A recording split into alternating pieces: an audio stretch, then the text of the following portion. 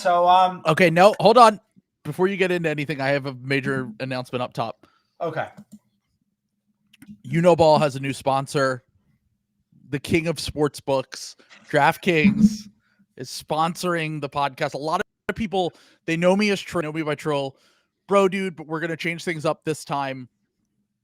We're going to use my government name as the promo code. So use promo code Porter, that's Porter, on DraftKings Sportsbook to get a $100 deposit match today. Well, I think there are some really great props out there. I would definitely go under on Michael Porter Jr. for the foreseeable future on his props. That's just a gut feeling that I have. I would go under on everything for him. Honestly, I've been kind of collecting on that. That was something I noticed, and that was kind of one of the ways I was like Haralabon Voulgaris style, like beating the markets. Was just like me and like a bunch of guys in this Discord. We were all getting together, and we were like, "Hey, Michael Porter Jr. is hitting the unders a lot. Yeah. Let's do that." Exactly. So,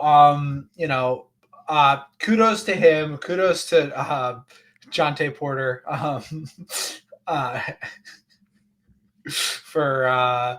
and I hope he enjoyed his time in the league. Luckily, he seems to have a pretty robust financial he's got them to fall back on. Yeah. So it's so funny that like he's a grind set guy and seems to be like very annoying, and like the only other NBA grind set guy I know of is like Spencer Dinwiddie, who like also famously is like too annoying to be on an NBA team. And everyone just asks him to leave. Yeah, if you're into crypto or financial advising, that should be a massive red flag. I think when we do the draft next year, searching through players' Twitters and seeing if they have ever tweeted the money sign with 3 letters after that, you're off my board. Yeah, you're gone. You're gone. Yeah. The track record is just too poor at this point for me to take the risk on you as a prospect if I'm drafting you. The NBA team should let us do the interviews this year at the Combine, and I would show them the clip of the guy saying, "What I do is I have 3 6-hour days. What I've done is I've manipulated time and created 3 different days in my work week." Perfect. Yeah, and I want to show them that clip and say, "Do you think this man is a genius, or does he have an undiagnosed DSM-5 something?" And that's the just see what's going on there. So apparently Jontay Porter's thing, I literally didn't even get this until Billy just commented it, but it says, did you see it's called Tay Trades? Yes. I didn't realize it's like day trading. Oh my God. Tay Trader, man, that's pretty awesome. It's so funny. I'll tell a little story about a couple of my friends who ended up making a lot of money in finance in college. Would you believe that what they were doing my senior year of college was they were running one of the most elaborate Macy's gift card schemes I've ever seen. They were like recruiting more and more people into this weird promotional code that was like very convoluted, where like they would pay them cash, use the Macy's gift cards to buy big products that they would then like sell out, and there was some way to make a lot of money off of that. Anyway, their company has $1 billion valuation now, but I always think about that when I think about like people who like make money and who are like very interested in making money and like just find a scam. They're just doing what I'm saying.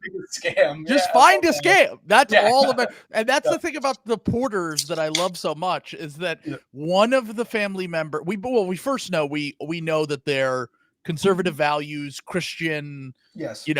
We know that Mike has a podcast. We know that Jontay is a day trader. We know that their bodies are slowly falling apart. And we know that they are probably going to have generational wealth off of one of these avenues that might not be basketball. And that is, they found a scam. Yeah. They found a scam. He got caught with his scam, unfortunately. But like I said, they're the most American family that we have, the Porters.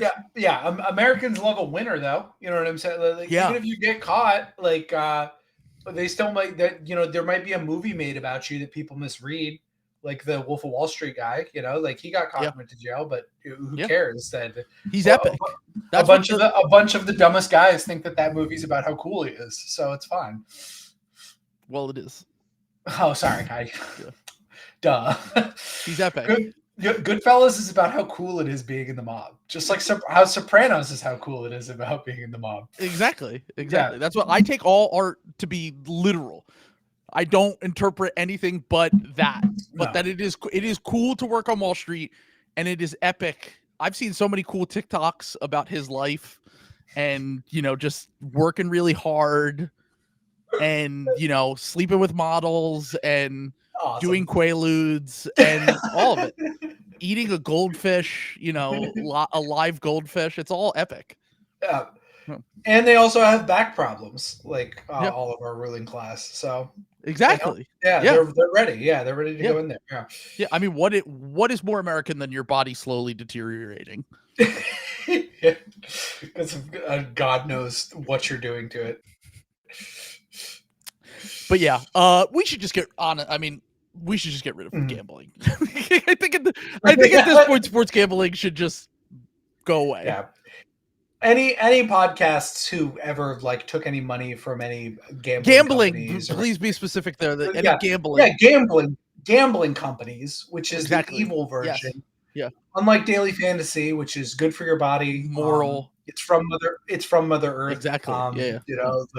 Many of our earliest anthropologists talked about how a lot of human cultures early on, pre-civilization, Mesopotamia, they were all doing daily fantasy. Exactly.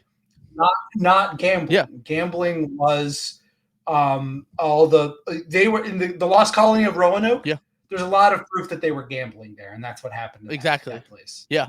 Yeah. Gambling bad. Gambling. Yeah. Gambling bad. Daily fantasy good. Shout out to Reese Davis. But no, this past week has just been like, wow, this whole thing is not going well. What did you expect? Boy. What did you expect? Yeah. No, it's obviously Celtics Matt had the right take on this, where it's like the steroids thing, where it's like, when we and everyone should probably just put their head in the sand and walk away from this one. Let us go back to finding just let this go back to the way it was. It doesn't need to be this way, I don't think we need the leagues getting into bed with the gambling companies at a minimum. I mean, and the advertising should be scaled back and at a minimum, the advertising should be scaled back a lot, unless you want to sponsor ball. My DMs are open at Troll Bro Dude. Slide into my DMs if you are interested in sponsoring the show. So DraftKings, FanDuel, I am open as long as the number is high enough. I will absolutely sell my soul. And let's get into the show. So we're gonna do one of our favorite segments. It's the end of the month, and it's March. People mainly don't give a fuck about the NBA at this point of the year. It is definitely the lowest in terms of engagement, in terms of what we should take from teams, how they're performing right now, going into the playoffs. Famously last year, the Denver Nuggets absolutely sucked down the stretch, and then they won the NBA Finals. Yes. Also famously last year, the Heat had signs, had random games where you would be like, oh, look out for the Heat. But overall, they were still just not a very good team. And then they went to the NBA Finals. So I wouldn't take too much from teams' performances in March. There are definitely some warning signs you can take from certain teams. But when we talk about actual players, we talk about Mickey Mouse March every single year, diving through the numbers and figuring out what is real and what is not. Do you want to do this? We could do this draft style and go player by player if you want, or we could just talk about the players that have had the most Mickey Mouse Marches of all the players in the NBA right now. I'll leave that up to you. I only have a few that I've kind of accounted for. So I don't know how far I could go in a draft, but I could do my best. All right, then let's lead off here and let's go with just running down some names and building our Mickey Mouse March teams throughout the course of this instead of going draft style. Because I have a list of about 10 to 15 names, so we should be able to cover a lot of people. Okay. So the first person, it's undeniable who we have to talk about first, because he has been the topic of conversation across every NBA podcast. And we have to talk about Jalen Green, because Jalen Green he's no stranger to Mickey Mouse March. No. He's no stranger to having a month where he shoots way above his head, where he looks like a star for this last stretch of the season, where his efficiency's up, all of his counting stats are up. This time around, there is a little difference. They're actually winning games, which is something that he has never done during Mickey Mouse March. They've always been one of the worst teams in the NBA. And obviously a good chunk of this has come without Alperen Şengün, which has created some of the most poison brain takes out there on NBA podcasts over the last week or two. And just this month, Jalen Green is currently averaging 27.8 points, 5.8 rebounds, 3.4 assists in 12 games on 62.1% true shooting. Now, if you want to compare that to his career, he's averaged 19.8 points, 4 rebounds, and 3.2 assists on 54% true shooting. And just in general, in his 46 games in March in his career, so his rookie year, last year, and this year, he has averaged 23.5 points, 4 rebounds, and 3.4 assists. And his true shooting is 58.5 during that month. So 4% better on true shooting, about almost 4 full points per game more in this month than all of his stats combined. He is basically Michael Jordan during March, and just maybe a bust outside of March. Like, he's one of the more confusing players because this happens literally every single year. So what do you take from Jalen Green's Mickey Mouse March, and how Mickey is it? Well, as Bill Simmons said, if you're the Rockets, you've got to think about trading Şengün, right? They've had just a murderer's row of a schedule with games against the Spurs, the Portland Trailblazers, the Kings, the Suns. I lost my mind during the Bill pod this week when he was saying, and some of those games were against really good teams like the Suns and the Kings, and it's like both of those teams are in the bottom half of their conference. the Kings barely have a positive point differential. Yeah, and Şengün was back for that one. It's so clearly Mickey Mouse March. You know what I'm saying? Like, it's just the most Mickey Mouse March thing, and like everyone taking like a victory lap on this. It's like, I'm sorry, like, if you are rooting for your team to like trade for Jalen Green this offseason on the back of this, you deserve what is coming to you, because he's not good. He's not good. Like, he's going to end up being like a six man. And this is like one of the most, I think this is like the platonic ideal of a Mickey Mouse March run, just in that like Jalen Green is a guy who there was like, you know, is this guy going to have like an NBA career? You know what I'm saying? Like, and now has like one hot shooting, you know what I'm saying? Because it is shooting. That's like the thing that's changed. He's shooting 41% from 3 on high volume when he's a career. Coming into this month, he was shooting about 31% from 3 this year. On his career, he shoots 33%. And that includes this month where he's shooting 41%. And he's shooting way over his head. It's nuts. Like I just, some of the takes that are flying around about Jalen Green, it's like, we really need the playoffs to start, man. Cause like, this is insane. Like what you guys are saying about him right now. This is like the most clear candidate of like for Mickey Mouse. He's like, might be the biggest Mickey Mouse March candidate of like the last 5 years. Like, so last year, Mikal Bridges had a similar kind of run where he shot like crazy in the mid-range. It was on a new team with the Nets, and everyone went way too insane with that. We all knew at the time that was an exaggeration of who he is as a player. Now, did it make me rethink maybe you could readjust his ceiling and maybe he could make an all-star team and Oh, sure, absolutely. I think that was fair considering the context that Mikal Bridges was in his first few years in the NBA. And then he gets the opportunity where he's on ball more and whatever. I never thought he was going to be quite the passer playmaker it took to be like a legit engine for an offense. I was skeptical that whatever he was doing last March was sustainable.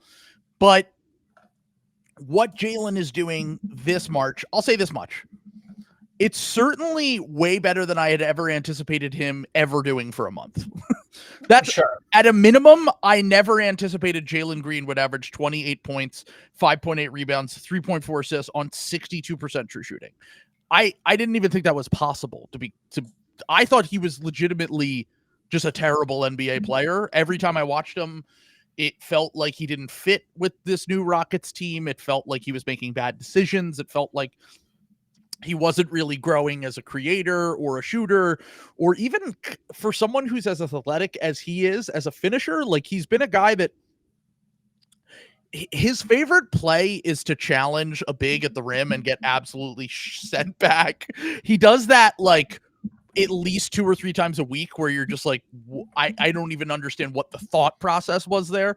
And I was concerned because if you look at the on-offs with him and Şengün all season, the Rockets were a good team when Şengün played. They were a bad team when Şengün sat and Jaylen played, and then they were a middling team when both of them played. So I took that as, okay, he doesn't particularly fit with Şengün. Şengün's obviously their best young player. He's a year younger than Jaylen. He's been hyper productive as an offensive player, even if some of the defensive stuff, sure, he's limited as a defensive center, whatever, blah, blah, blah. He's shown enough for me to believe that if you have to deal one of them, it should be Jaylen, and Şengün should be the one that you try to hang on to and build around. By the way, in that Bill podcast where he apparently talked about, and a lot of people have talked about this, did you know that Jalen Green and all these picks were offered, Shams reported on yesterday, for Mikal Bridges, and the Nets turned it down? It's like, yeah, we did multiple podcasts. Everyone talked about this in March. Everyone knew that. Everyone did this in March, and the thought process behind that trade at the time was not Jalen Green and picks. It was picks and Jalen Green. Let's get that clear. Right. Jalen was the bonus, as we said at the time. It was, okay, you get a flyer on a former high pick that might perform better in a different context, that might take a step up, take a level up, and potentially turn into the player that people thought he could become pre-draft. We've seen this happen a few different times. Victor Oladipo was an example. There's been plenty of guys that go to a second or third team, Lauri Markkanen, and they kind of figure things out as they get into their mid-20s. They make an all-star team, whatever. Having said all of this, I think that this is, do I think Jalen Green is going to shoot 10 threes a game and shoot 41% on his threes?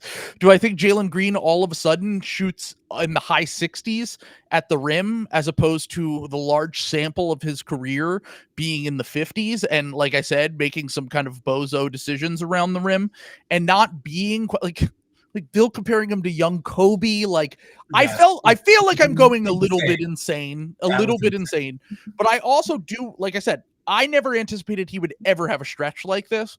So I do want to give him credit for taking advantage of this scenario, even though part of it is probably due to the fact that they're playing Jabari at the 5 and the spacing is maximized and the schedule is Mickey.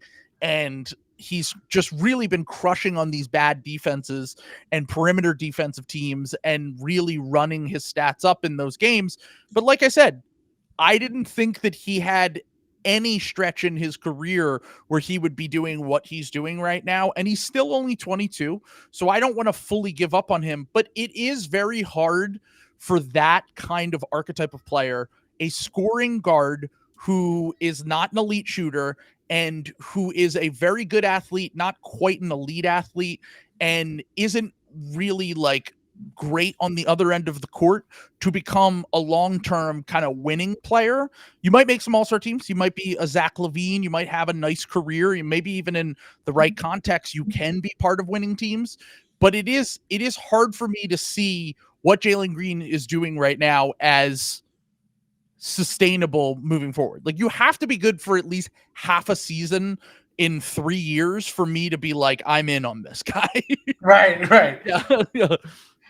It's it's I guess what's like baffling to me is it's like, particularly when it comes to Bill, is it's like, you've watched basketball for so long. Like, how do you not know that this is like the part of the year that you just don't look at? You know what I'm saying? Unless it's like a little bit of sleight of hand where it's like, we've got to fill the time. You know what I'm saying? Like, we have to talk about something, and nobody likes the NBA right now. Well, it's only because they might catch the Warriors that it's like the number one thing that everyone's talking about right now. I guess I feel like, yeah. I mean, I guess part of it is that as we always make fun of, that that the Warriors and the Lakers are the most insane, most talked about 9 and 10 seed of all time. So yeah. Honestly, if you want to go a step further for any of my hip hop fans out there, Kendrick Lamar dissing J. Cole and Drake, very reminiscent of how everyone's been talking about the Suns, the Lakers, and the Warriors with KD, Steph, and LeBron, trying to get back to that era from 10 years ago when those guys were on top of the world and everyone cared about the NBA. It feels very similar. That's the parallel that I'll make. But yeah, like the fact that the Rockets could potentially catch the Warriors is the only kind of interesting nugget that we have outside of just the same conversation that we've been having for weeks, which is like, who could finish in the top 6 in each conference and what could the playoff matchups look like? It's just kind of the part of the year where everyone is a little bit of collective insanity. Yes. Yeah. It is like so insane. And it's just, maybe it's because we've been talking about Mickey Mouse March and I'm just like acutely attuned to it. Right. But I like can't. Confirmation bias. Exactly. Yeah. Maybe that's all it is. But like, it's like blowing my mind. Like, how is this something that everyone's talking about? Like, it just doesn't seem possible. So, well, he's shooting almost 70% at the rim for the month. He's shooting 41% from 3, and he is currently second in the NBA in made threes this month, behind only Dante DiVincenzo. He has 46 made threes during the month of March. Like I said, I don't think that this is who Jalen Green is. Now, if we can find the happy medium between Jalen Green's career 3-point shooting, which is like low 30s, and his current form of this lower 40 percentage on high volume, and he's an improved pull-up shooter from 3 for like I said, an extended period of time. He's shooting 36-37% for half a season. I'm willing to entertain that Jalen Green can become a different, better kind of player that you can kind of build an offense around, even if I'm not crazy about like the decision making and like the playmaking in general. He does have great tools. Like, I mean, like he's an athletic guy. He is someone that, I think the irony of Jalen Green is that I'm not positive, but I'm fairly certain. When was the G League bubble? Was that in March? I think Can someone look this up? Because if that was in March of 2021, he might just only be good during this month. Because the reason why Jalen was a high recruit, he went to the G League Ignite, which RIP, it's now done. I guess Scoot Henderson just ruined everything for everyone. But in like Jalen Green had a crazy shooting stretch in that G League bubble. That's what got him drafted in the first place. Peter says it was February to March. Unbelievable. So, yeah. Unbelievable. He did it again. It's every year from before the draft, his rookie year, last year, this year. It's every February into March. Maybe he does this every single year. Maybe he's respecting St. Patrick's Day. Jalen Green. Oh, there we go. I'm just saying, or maybe he has seasonal depression during. There we go. Okay. If you're on the Houston Rockets, you're listening to this, get Jalen some vitamin D injections for October, November, December, January, when we have less sunlight. Yeah. And the weather's kind of shitty. Oh, they live in Houston. It doesn't, never mind. No, There's still less sunlight, but I mean, yeah. it's still Houston. It's I was the gonna say South. you can get him the lamp of the authentic. No, I think it's literally just that Jaylen is a Sinn Féin voter and supporter. He wants the English dog out of Northern Ireland. He wants the unification. He believes in Jerry Adams, and sure. he just gets patriotic around March. So Makes a lot of sense. shout out to Jalen Green. So for that, it really is. You know that I was tapping away here as I was pulling all the plus minus, literally leading the league in plus minus. Okay, This month. Do you want this month? Yeah, for March. Okay, so he I'll just tell you the second place is Jason Tatum with 138. Okay. What do you think that's his plus minus? What do you think Jalen Green's cumulative plus minus is? Plus 145. It is plus 180 during March. To be fair, yep, they've been destroying teams, and part of why I would be a little bit worried. It's kind of like a few years ago. Obviously, they're very different positionally, like Jalen and Şengün. But it's kind of like Halliburton and Fox a few years ago, where you're like, these guys, and I think that even those guys showed more promise than Jalen had by this point in his career. But it's kind of like one of those things where it's like, okay, so together they don't really work. Apart, they're pretty good. How do we maximize this? If I'm the Rockets, I'm not doing anything. I'm just waiting. I'm trying to see. Because look, you don't have to pay Jalen this offseason. There are people that are like, would you max Jalen? I'm like, chill out, okay? No. First off, chill out. And Şengün too. Even with Şengün, like I would be. I think they'll That's the hard part. They're both from the 2021 draft, and they're both guys that are now going to be up for contract extensions. Yep. And they might not fit together, or maybe they do fit together, and they needed some time to figure it out with all the new pieces around them, and everyone kind of coming into their own on this team. But like, I'm skeptical that they're just going to be like, you're certainly not going to max both of them. No, you can't. You literally can't with the bag that you gave to Van Vliet and Dylan Brooks.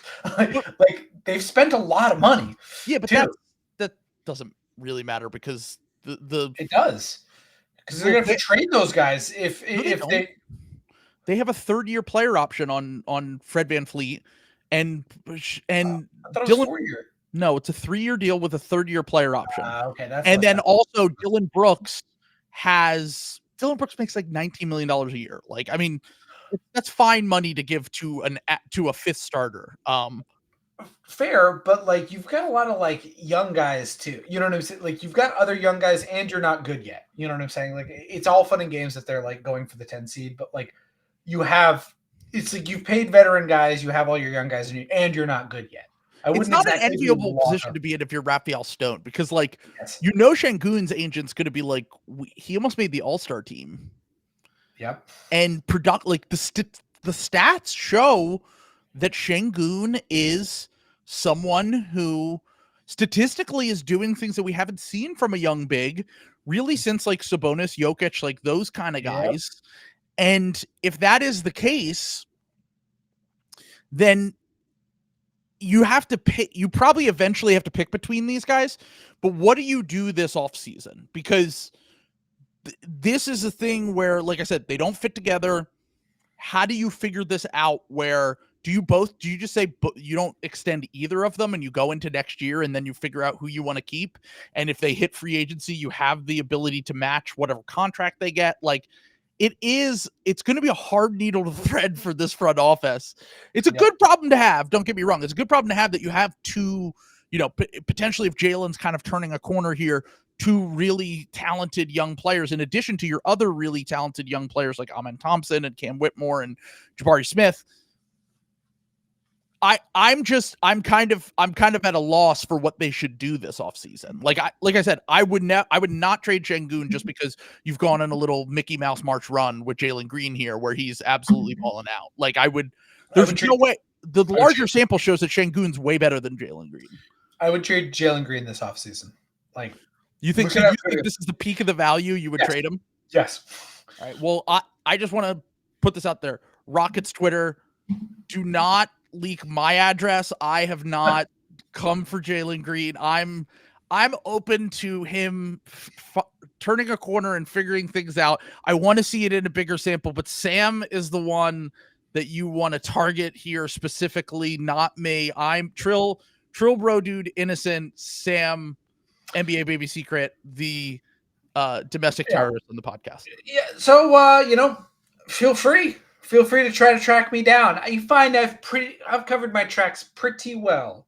Good luck finding out what my real name is. Good luck finding out what I look like. There's no images. My alma mater. Yeah, my alma mater. Good luck finding any maps of where I run that show exactly where my house is. You won't find any information like that. So, coming soon, luck. Sam Sheehan on the news. On the news, he was found decapitated 7 times.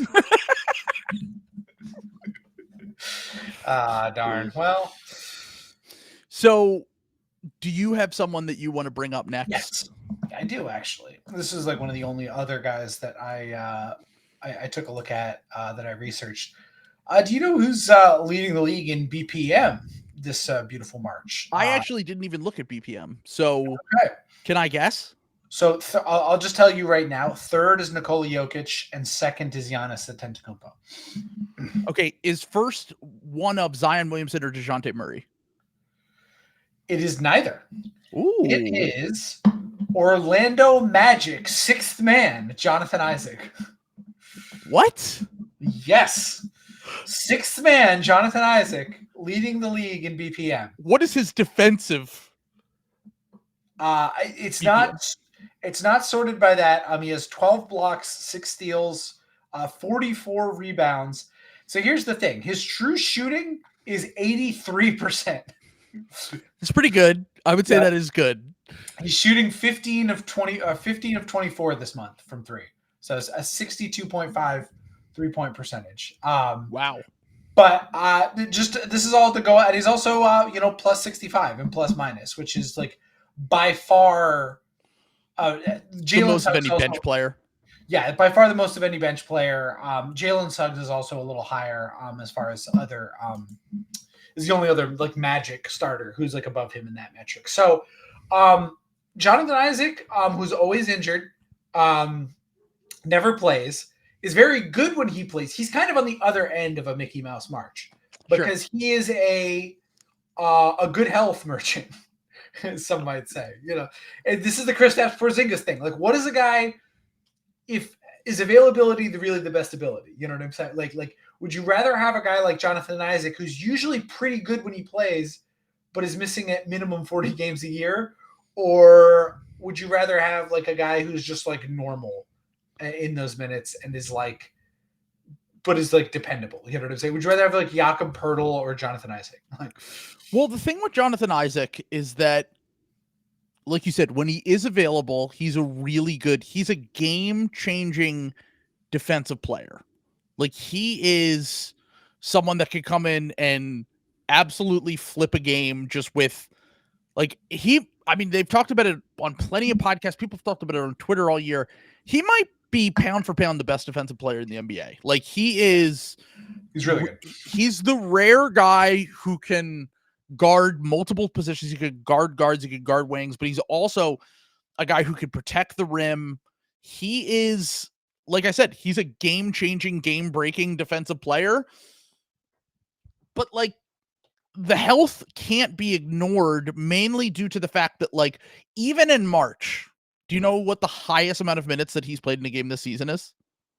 Or I'm sorry, a game this month. You're muted. No, what is this? It is currently 23 minutes against Sacramento the other night. In other games, he has played 18 minutes, 8 minutes, 20 minutes, 20 minutes, 19 minutes, 16 minutes, 18 minutes. So he's a guy that, are they saving him for the playoffs?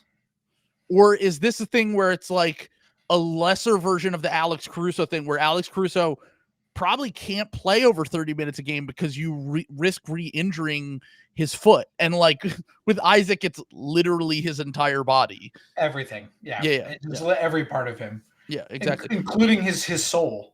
Yeah, his soul. And I mean, his immune system, he refuses to get, things that are mandated put into his body. Christianity. Yeah. All of the injuries that one could get. By the way, shout out to Jonathan Isaac for dipping his toes in the posting waters the other day. Did you see that, his post with all the different just Google Jonathan Isaac deleted tweet, everyone, and get back to me. We'll talk about that more on the Patreon. I was like, is this an advertisement for the Patreon? Yes, it is. Yes, it is. Jonathan Isaac, I don't know. It just seems like a Mickey Mouse March because like Jonathan Isaac is another guy who I'm tricked by because I liked Jonathan Isaac coming out of the draft. I liked him a lot. But he just has never had a healthy like NBA season. Like he's also kind of the forward version of Robert Williams, which hurts my heart to say. Yeah. But like even Robert Williams has had like a 60-game season. You know what I'm saying? Like yes. Jonathan Isaac just like really hasn't. And I'm interested to see, because I think he does give Orlando a little bit of a dimension because I think Orlando is kind of has a sneaky shot to win a playoff series. If they get the Cavs, absolutely. Like, if the Cavs and the Magic are the 4-5, they have a chance. If they play anyone else, I'm not taking the Magic. Who else could they beat? I don't think they could beat the Knicks. I don't think they could beat the Bucks. I don't think they could beat any of the teams they could realistically play. The thing about a Knicks Magic series is like anything can happen in a rock fight. I mean, I will want to kill myself during that series. It will be a horrible series to watch. I mean, you have Suggs on Jalen Brunson. You have Jonathan Isaac like everywhere. Like those games will be like 50-60. Yeah. Like final scores. Like it's Pacers Pistons all over again, like we said on the Patreon episode. Like that's going to be some of the grossest shit we've ever seen. But I think that plays into some parts of Orlando though. You know what I'm saying? I mean, like the Knicks are dogs, but like Orlando's huge. Sure. You know what I'm saying? Like so and they don't have Mitchell Robinson. I mean, Hartenstein's been unbelievable, but like, I don't know. I'm interested. I mean, I'm not interested in Knicks Magic. That would be like the war crime to end all war crimes of a playoff series. But I do think that it's like possible that the Magic could beat the Knicks. What's really funny is that I remember there's I don't know if he still listens to the podcast, but at one point an avid listener of the podcast, Teddy, who is a Sixers fan who had been begging Daryl Morey on Twitter to trade for Jonathan Isaac for years. And I tweeted at him this time last year and said, he has played 11 games since Joe Biden became president. And those things are directly related, to be clear. But like you said, like he's at 49 games played right now. Now look, he only plays 15 minutes a game, so the impact is limited, like you said. And like, yeah, you said he's like the wing forward version of Robert Williams. But guess what? It's a lot easier to find Robert Williams than it is to find Jonathan Isaacs. Like it is harder to find defensive versatile wings that can be elite on the ball, off the ball, that are switchable, that have and you hope that offensively they could just make enough shots and make enough of the right play to stay on the court. And this season, he's not a high volume 3-point shooter, but he's shooting 38%.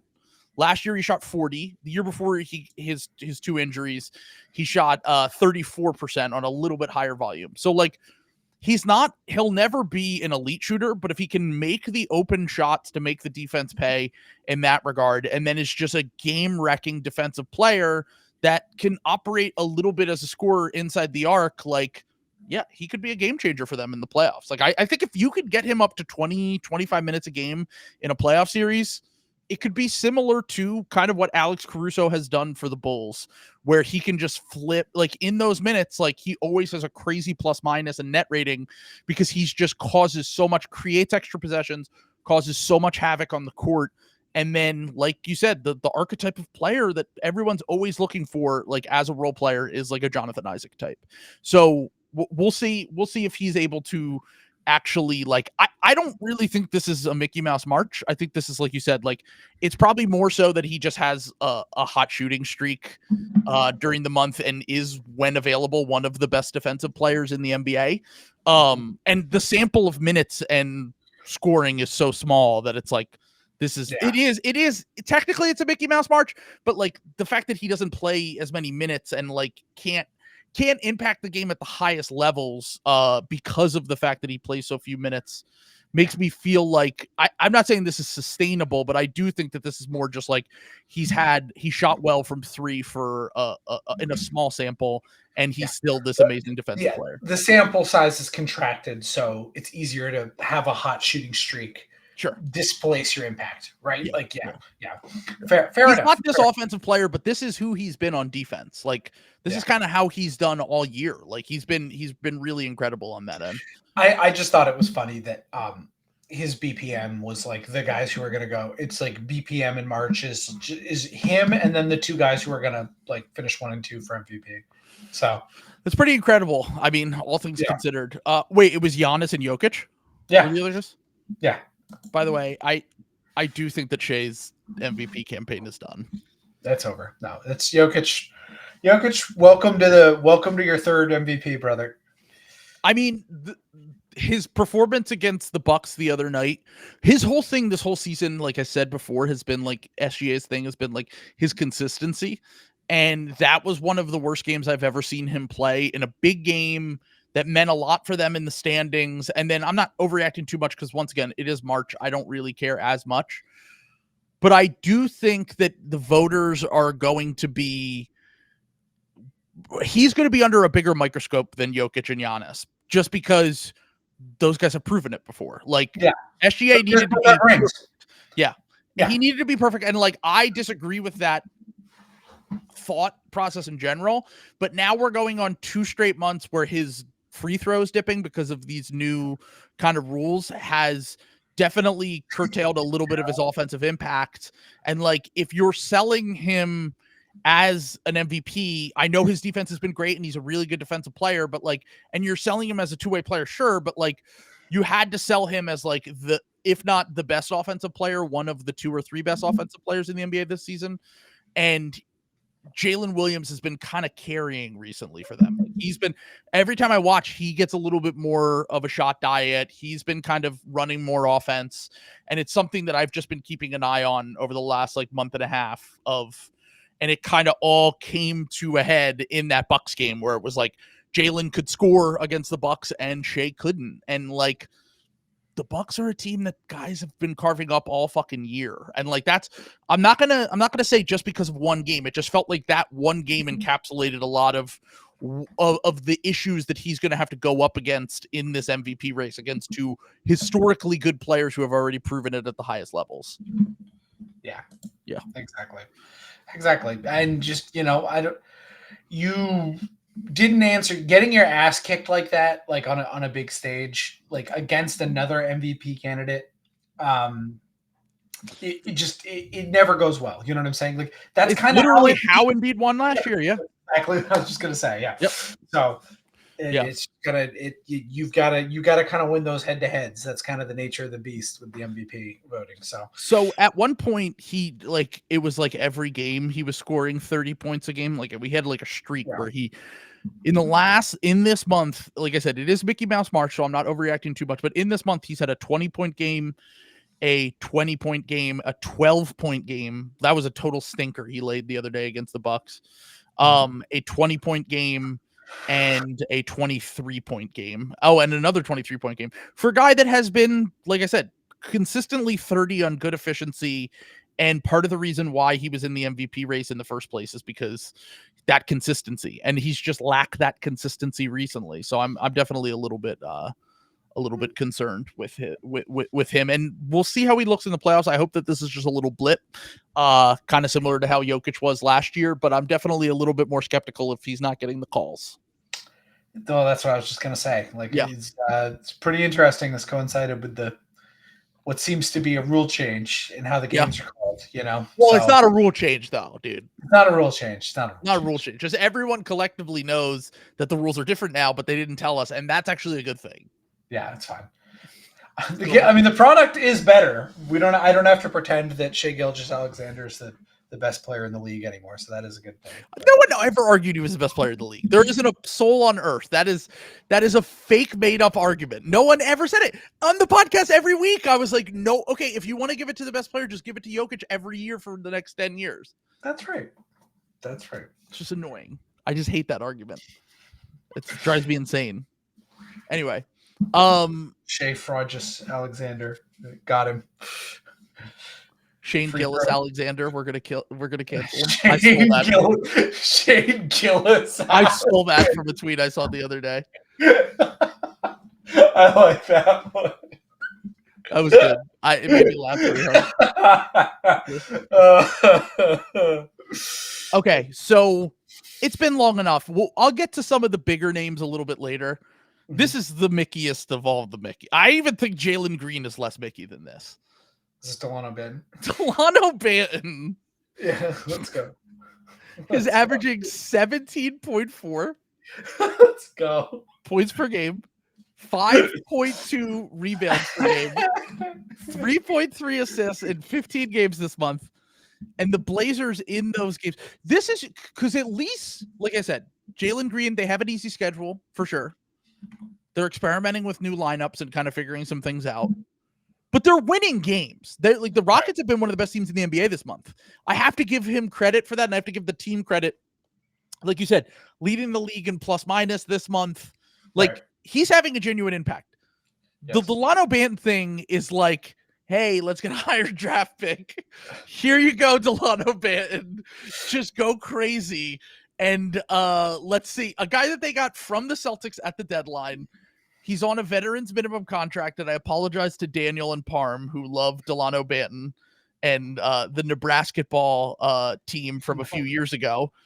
But this is the fakest thing I've ever seen. I mean, coming into this stretch, for the Celtics, he averaged 2.3 points, 1.5 rebounds, and 0.8 assists in 24 games this year. Prior to this, his best year was actually his rookie year when he played for the Raptors, which the numbers aren't like so far off from that I'm like, this is completely like he could never reach this level. Like he averaged that year. He averaged, you know what? No, they are. I was reading something different. He averaged 3 points a game his rookie year. Like coming into this month, I was literally reading the wrong thing. Coming into this month, he was averaging like 4 points a game in his career. That's insane. That's insane. And he never got above 16 minutes, or he never got above 10.9 minutes per game before this run. And now he's averaging 26 minutes per game, shooting 42% from the field, 35% from three, a guy who was shooting in the 20s below this run for his career from three. He's getting to the line 3 times per game, shooting 76%. This is fake. I've never seen anything. I don't even know if I've seen the pump and dump where like DeJounte Murray with the Spurs a few years ago, where it's like, go crazy DeJounte for a season, get us a decent draft pick, and we'll pump up your trade value, and then we'll dump you to the Hawks for multiple draft picks. I've never seen it with a veterans minimum player before. He wasn't even a high draft pick. He was a second round pick. Do you want to guess what his BPM is for March? I mean, it's got to be insane, right? You would think that, right? It's bad. His BPM is negative 1.1 for March. Let's go. So even with like an insane outlier in like his counting stats, he's still like a below replacement level player, which is awesome. This is basically what like young Cade was, where it's like just cook and like we'll let you get all the counting stats, but all of your impact stats are going to be dog shit. Yeah, and that's exactly what it is. But that's so funny. Shout out to Delano Banton. I'm glad he's getting to like play. At least he's getting an opportunity. Like maybe Delano Banton, he's not this. He's not ever going to average 17.4 points per game ever again in his career. Could maybe he get to the point where he's like a Kyle Anderson type that just like comes off the bench and is like, like can play make a little bit, can get his own buckets, not super efficiently. Maybe a Sean Livingston type, like a late career Sean Livingston. Like maybe he could get there, but he ain't this. Like he's not putting up, 17, 5 and 4 or whatever. And like, doing it on like not terrible efficiency. I don't think that he's ever going to shoot 35% from 3 again for a stretch. So like you said, I'm glad that he's at least getting an opportunity to have a career, but this is about as shameless as I've ever seen from a team with a player that they're not even trying to bump up his value. He's on a fucking veterans minimum deal for this year and next, I think, with the team option. This is also pretty damning of Scoot too, indirectly. Like, how old is Delano Banton? 23. He's older. I think when he came out, he was like 20. So I think he's got to be like, 23 sounds right to me. He's 24. He's 24. Okay. So I'd take a flyer on him if I were a team. I mean, maybe he just goes back to the Blazers next year and they try to mold him into like that bench guy. I mean, look, Mike Schmitz. So he's certainly having fun bringing in guys that are, probably guys that he scouted in the past, wanted to see maybe he liked them more in the draft than the NBA did, see if he can salvage some of their career. And at a minimum, I hope this salvages his career and makes him some money. But by the way, Troy Weaver, you see what Mike Schmitz is doing with the guys that he liked in the draft. He waits for them to be on minimum contract, and then he gets them. You understand that, right? Yes. When they don't have value. Do you see? You don't trade for them. You just wait for them to wash out and then grab them and then throw them the lifeline. Okay, we say that, but then also they did trade for DeAndre Ayton on a max contract, who is also having himself quite a Mickey Mouse March. God damn, dude. Like Ayton, I've never seen a guy get a DMP car trouble. And he did it, which is awesome. And by the way, his Mickey Mouse March was cut short due to injury again. He's hurt again? He hasn't played in the last, they've played 14 games this month. He's only played 7. And by the way, before that, he was averaging 24 points, 14 rebounds, a block and an assist per game in those 7 games. And he is averaging 61% from the field, 61.6% for the, he was playing, counting stats wise, he was one of the best players in the NBA for those 7 games. Now, they weren't winning those games. They were largely getting crushed. And that's kind of been the whole thing with Ayton's career, where it's he just feels worse than his numbers. Hello? Yeah, Greg Monroe. I got that new sound you want. Listen to this. It really is like the Greg Monroe thing all over again. It's look at all these points and rebounds. Awesome. It feels very much like that. That's a perfect comp. Yeah. I will not be surprised if he's on a veterans minimum in 4 years. Just getting just whatever run. But it's also the thing we talk about where it's got guys that were high draft picks. He was the number 1 pick in the draft over Luka. Which doesn't need to be revisited, but he was the number 1 pick in the draft and he's 7 foot. The odds of him getting another decent bag after this, even if he doesn't give a fuck, are probably pretty decent. I don't think he's going to get, I think he'll get more than the veterans minimum on his next contract. I mean, I guess Wiseman's still in the league. So sure. Bagley's still in the league. Bagley makes $12 million a year and he's the number 2 guy. An identical circumstance. Ayton's way better than those guys. Now it might be empty calorie stats. Yeah. But he's a better player than both of them. Like, he is able to do this, right? Like, I don't think either of them are even capable of what he did during March. Just the product of him being massive. I don't know. I think Bagley's been in some dog shit situations. I would like to see Bagley in a normal situation. Let Bagley cook. Yeah, I would like to see Bagley in a normal situation before he's probably bad. I want to put that out there. He's probably bad, but like if I could get Bagley for like $5 million or something like that, like on my I would like to see it. I would like to see Bagley as a third big. Can I see it? Can I see it? Can I see it? Please. Bagley's got to be a Mickey Mouse March guy, right? Like he's cooking on the Wizards. Well, I don't know if he is this year, but he has in the past. He's been a guy who they just upped his usage, and he had a nice little run. If I remember correctly, you could correct me if I'm wrong on this. I believe he had a Mickey Mouse March run last year on the Pistons when they were just completely shit tanking down the stretch. Let me take a look. I'm gonna go back to Marvin Bagley's March splits on Basketball Reference while we're doing this. Marvin Mickey Mouse March Bagley. Okay. Yep. So, correct. His true shooting was 61%. Wait, is there a way for me to see this by game? Okay.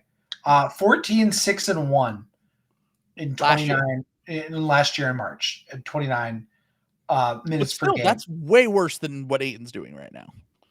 Yeah. Like I said, I don't think those guys are capable of averaging 24 points and 14 rebounds for even 7 games straight.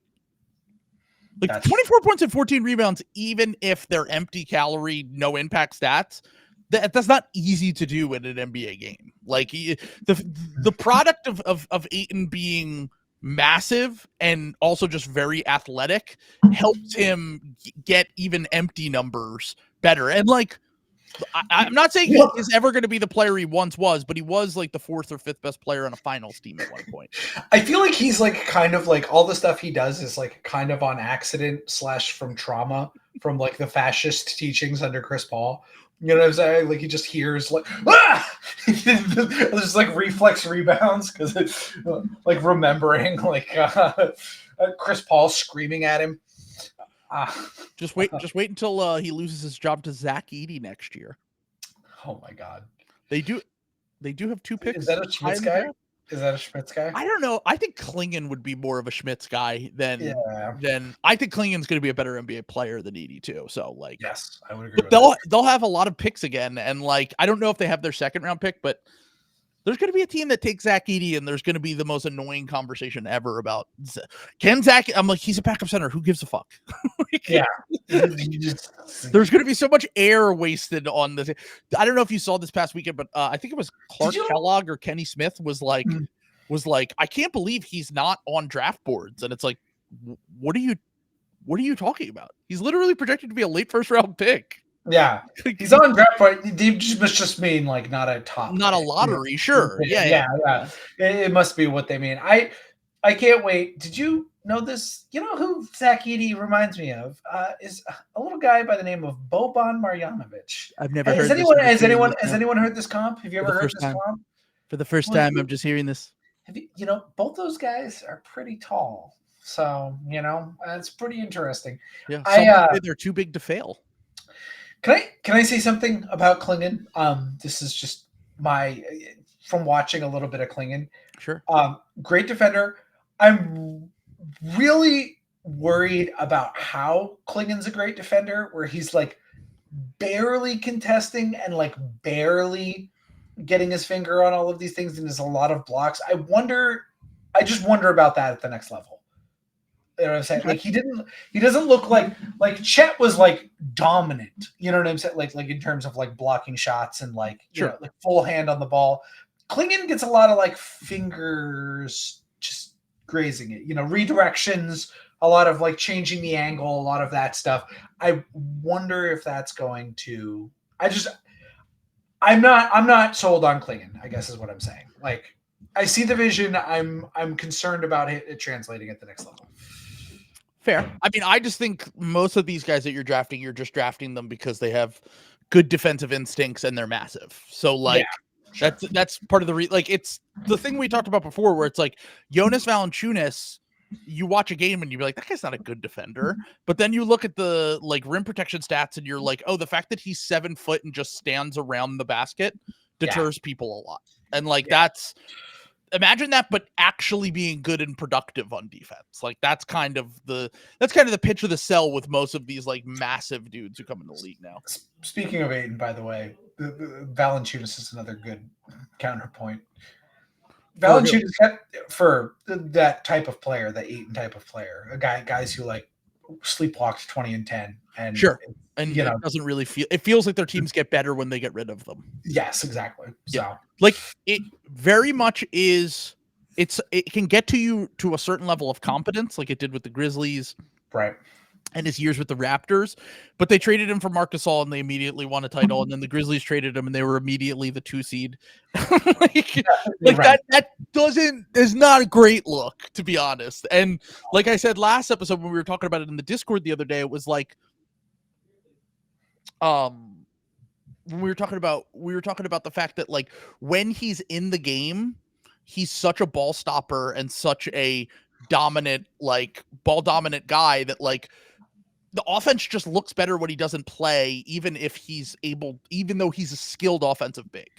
Like Valanciunas is a skilled offensive big, but also the possession is ending in his hands when he touches the ball. Whereas like Larry Nance is at least going to space the floor and keep the ball moving, even if he's physically washed, which is, this product of like almost old school bigs that are still you're still trying to shoehorn into this modern NBA basically. But yeah, so is there anyone else on your list that you would like to? I have a whole list here, so if there's anyone else at the list you would like to. Those were Banton. The 3 I had were Banton, Isaac, and Green. So all right.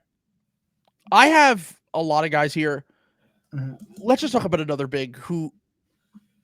Guys, stop letting James Wiseman fool you. Stop it. Stop. I genuinely had no idea he was like. It's year 4. And it's like, it's honestly, I think most people have moved on. Most people have been like, yeah, I'll give it up. Like, he's like, look, he's 22 or 23 now. Like, it's not like he's ancient. And like, sure, maybe he can eventually find a role where he's like a rotational center or whatever. And he'll probably get 100 million chances because he was a top pick in the draft and because he's big and he has tools and whatever. But there are Warriors fans that are still on Twitter talking about James Wiseman, and you're the World War II soldier that is still fighting. Right. Yeah, you're island hopping in Japan right now. Like it's crazy. You're a crazy person if you're still doing this. The Pistons are dog shit.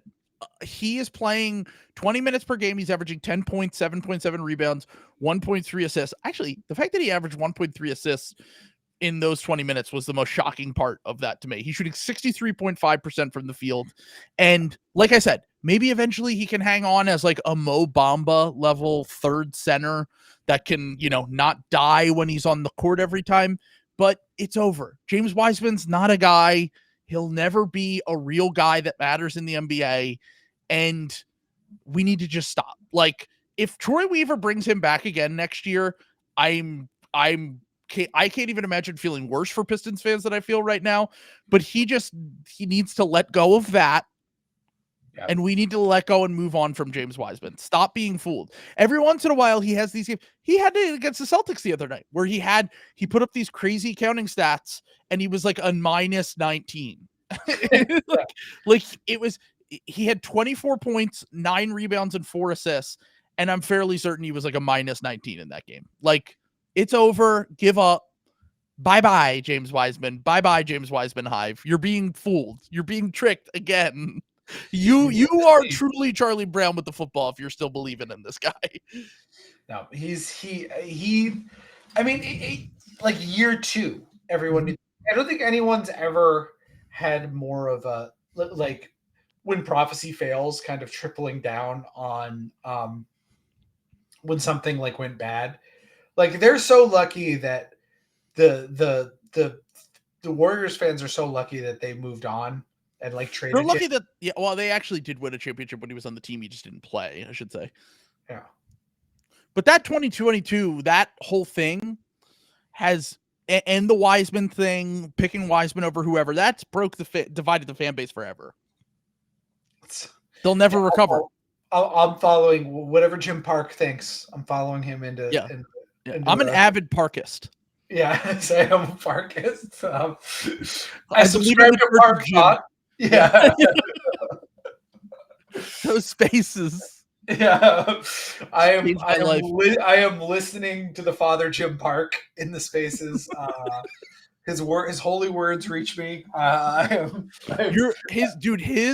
So for anyone who missed this, Jim Park went on a psychotic rant the other day but he was absolutely spitting on this rant, talking about Joe Lacob, and he was like, "You're not light years. You're a Steph Curry merchant. You didn't do anything. You ruined everything with your 2 timeline thing. You should have tried to maximize this space. Instead, you have, once again, James Wiseman. You held on to him for too long. You're now doing the same thing with Kuminga. And yes, Kuminga's a better NBA player than James Wiseman, but you're now doing the same thing where you put him on a pedestal and you say you can't trade him for OG or Siakam or someone that would make more sense with the timeline." And he actually said in this rant that Kuminga isn't good at basketball. He can just score. So, and he's big. So like people are like, he's a superstar. And like, it's kind of like what we've been saying forever, where we're like, guys, he's 100% just a merchant of their spacing and working in this system. And yeah, he might be a good wing eventually, but he's not someone worth blowing up the end of the Steph Curry years to do this for. No. Absolutely not. Like, what are they going to do, by the way? Like Bill had like an insane thing about how the Nets are like one of the worst positioned teams in the NBA, and I was like, I don't know about that. They are though. What are you talking about? They're not. They were like comparing them to like the Wizards and stuff like that, and it's like they don't have their picks. If you don't have your picks, if you don't, every team that's ever done well has had their own picks, basically. Every team that's built a contender has had their own pick. This was it. They were like, oh, like this. They want to trade the Suns picks for Donovan Mitchell. Well, no, that's stupid. That's what I'm saying. This is what they want to do, though.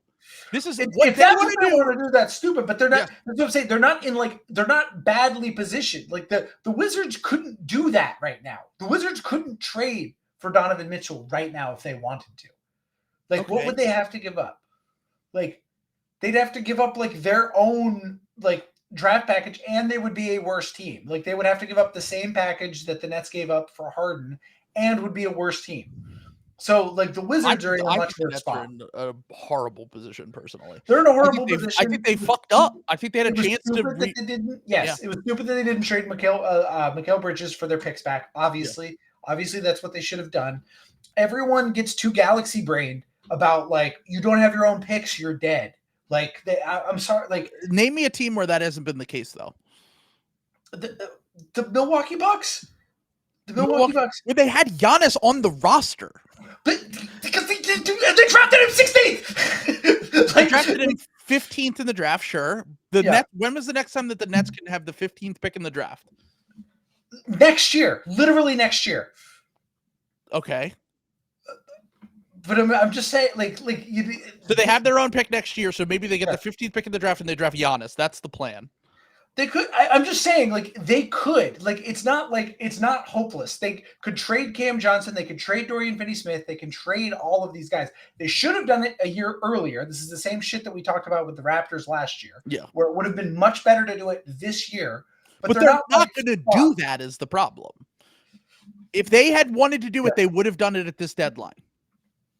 Yeah, they should have done it at this deadline. I'm not arguing that. Like, they should have. They would have gotten more, but they're not like dead. Bill was saying like they have the Suns picks instead of their own picks. The Suns picks being him talking about them like they're bad is insane. Those are great future picks. You was 100% wrong about that. Yeah, I was like losing my mind. I was like, are we absolutely sure that in 2 years the Nets are going to be a worse team than the Suns? Because I'm not.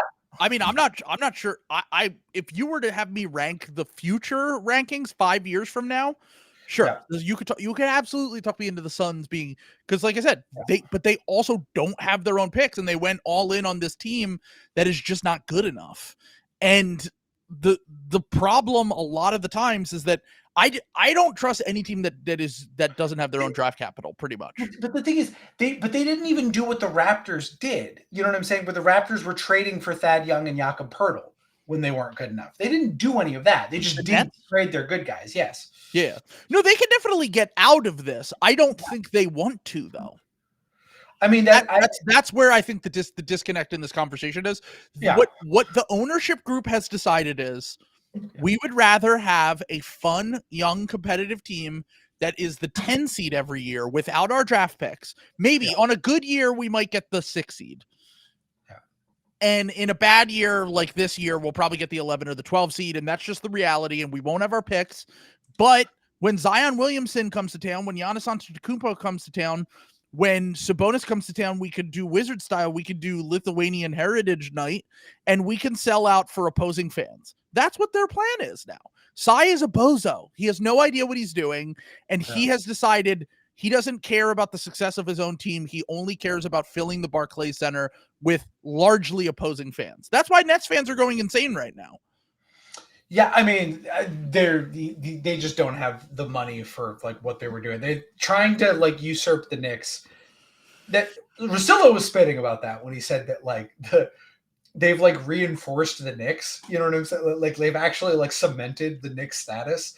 Like, do you have any idea? Like, Knicks fans like should like every Knicks fan in their deepest of souls, if you gave them a lie detector test and say what you really think of James Dolan, like billions of people would be incarcerated. Like, and that man still, and he's trying to invest in mind police technology now, so he can figure out that you're thinking those things, and then you can actually go to jail. He's doing precog shit, like straight up. He has robots reading your face, and throwing you out, and not letting you go to like the opera if you're a lawyer. Yeah, you're going to be thrown in prison for thought crimes in a few years. I just like. I think that like we get too trapped in like the Nets are playing very bad basketball right now. It did not work out. They should have traded, but we get like into like a microcosm. The Nets are not in a worse spot than the Hornets. Like, I'm sorry. Like, I just don't think that's true. Like the Hornets, I would rather be the Hornets than the Nets, but fair. You want to talk about knowing they're going to do the wrong thing. The Hornets just absolutely aced the deadline, and I trust their new ownership to hire the right front office and the right coach. And they also have Brandon Miller, and if he can ever get healthy, LaMelo Ball, who would be the two best young players on the Nets. And they have all their draft picks. And they have more draft picks on top of that. I would absolutely rather be the Hornets. Okay, talk soon. 3 years from now, I guarantee you the Hornets are in a better position than the Nets. Okay. I'll put money on it. Okay. $50. Okay. Let's put $50 on it. $50. Let's go. Lock this in. We're clipping this, baby. We're clipping it. This is going on the YouTube clips, by the way. Go subscribe to the short clips segments. YouTube clips link is in the description. We have a clips channel on YouTube now, so we can reach more casuals that don't know ball like you guys do. Also, subscribe to the Patreon. Give us all your money. Anyway, So yeah, I have some more Mickey Mouse March candidates right now. This is really just this Mickey Mouse March is driving us all insane. I'm laughing at Bill's comment that Sam has his own Mickey Mouse March where he just makes up things in his head. Fighting demons. I'm just saying, you guys you're boxing right now. You're fucking shadow boxing with your own brain. I'm just saying, Cam Johnson and McKember just have trade value. We'll see what's going on. They definitely do. You're right about that. Mm-hmm. Their team doesn't want to trade them, but they do have trade value, and they're going to run out the clock on those contracts and then probably lose them in free agency. It will be a movie. I think Marks will do the right thing here. You think Marks is going to be the GM next year?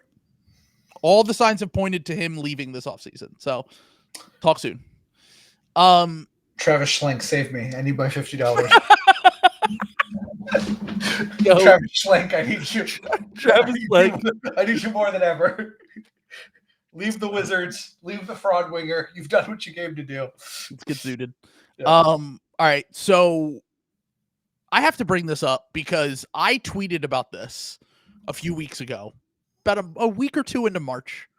And I tweeted that I haven't seen Zion Williamson look the way that he has in quite some time.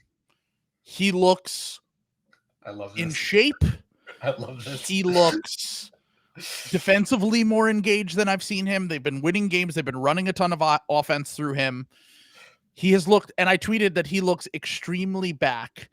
And someone tweeted at me, shout out to Isaac, who tweeted at me and said, I love when you do Mickey Mouse March predictions and then you fall for the month's mice. You are the GOAT. I just want to clear some things up here. First off, a player who was good in the past, getting into shape and slowly getting back to form and having multiple months like he has in February and March is not Mickey Mouse March to me. This is largely who Zion has been throughout the course of his career. The health and availability has been the bigger concern. And then to compound that, the conditioning issues that he has because he's always hurt. Like he came into the season out of shape. He looked like shit for like a month or two. He got into shape and he looks like a beast again. So I don't think this is Mickey Mouse March. I think this is just him kind of regaining form. And like we said before, he's 23. Like this is a guy that in his second season was an all-NBA guy. Like he was that level of talent. And I don't feel like I'm Charlie Brown with the football right now. I feel like Zion is just doing what we thought he was going to do. Now, maybe he's not quite the levels. Earlier in the season, I was concerned. I was like, he's going to make the all-star team? Like he didn't make the all-star team. But like, were we ever going to see the Zion we thought we were going to see? And I don't even think he's that. But I think that at a minimum, he's one of the, right now, currently today, he's been one of the 20 best players in the NBA this season. We talked about him on the Patreon episode for All NBA, and like, I think he has a case. Yeah. Can I do a Bill Simmons cook here? Sure. The Pelicans are the romantic partner you're either crazy in love with or you're worried they're going to murder you. Like whenever I'm talking about the Pelicans, I'm like, oh my God, they're ruined again. The NBA isn't going to be able to sell this team. Like they're a cursed franchise. Like they're horrible. Or I'm thinking like, am I crazy for thinking this team could be in the Western Conference Finals? Like, you know, like I squint at it and it's like, and Zion is like the arbiter of that. Like he is the personification of that. It's Jover. We're back. You know what I'm saying? He is the it's Jover. We're back player. Like, and we're on a we're back cycle. And I kind of agree with you. I don't think it's like a Mickey Mouse Barch thing. I think we're just in the Schrodinger's box of fucking Zion. Is Zion Williamson an all-star? Like, is the cat dead? Is it not? Exactly. We're back on the cat's alive. Zion's a top 7 all player in the NBA. Like, let's go. Yeah, like I'm not even willing to say like he's top 10 or anything, but because you have to consider the downside.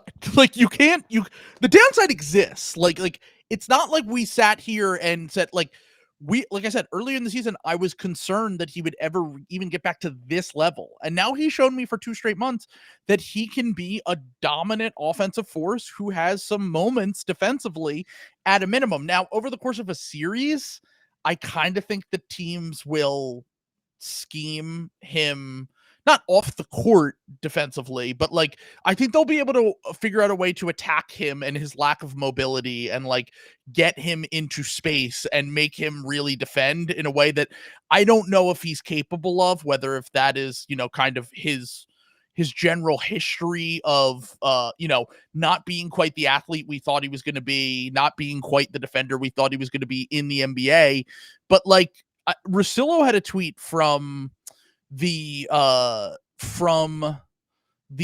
end season tournament. Do you remember when Zion had like his like rock bottom? in in-season tournament where he was just like they got blown the fuck out. Yeah. He was like completely out of shape. He looked like shit on defense. Like he was just like disengaged. This was on December 8th. Okay, ready? This tweet is hilarious in retrospect. All right, ready?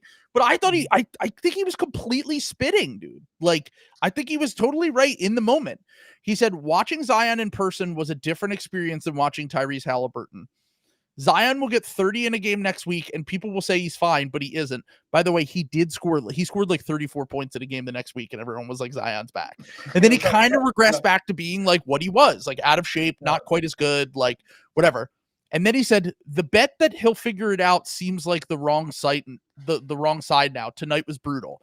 And at the time, I don't think he was overrating any of this. I think he was completely right. But now that we sit here in March, we have 2 months of like this guy looking similar to what he did before.